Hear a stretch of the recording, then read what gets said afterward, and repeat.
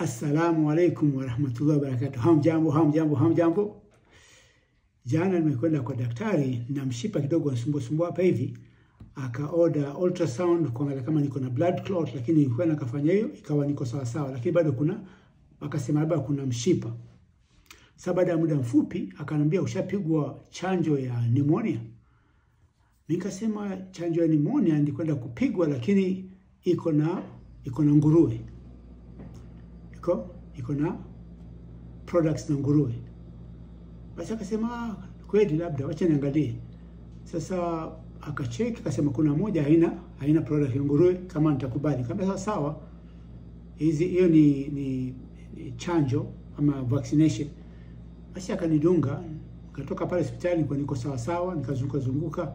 Baadaye kaja nyumbani, mara kidogo wacha hii homa inipige. Hata kutembea siwezi, kisunzi. Nikajinyosha, nikiinuka kidogo nasikia kisunzi kitupu bwana. Mwili ukawa viungo vyauma. Nasikia dhiki kabisa. Sasa ile vaccination ama ile chanjo ni pneumonia, anakupa pneumonia ili uweze kupata mwili wako una nguvu kupigana pneumonia. Labda itasaidia sijui. Lakini nasoma inaonekana si kitu kibaya, na sisi kwa watu wazee basi tutafuta madawa kila aina. Tunataka kuwa na afya nzuri. Basi nakuelezea tu, ukienda kupigwa sindano ama chanjo ya pneumonia, uliza kama iko na nguruwe. Kuna zingine ambazo zina nguruwe.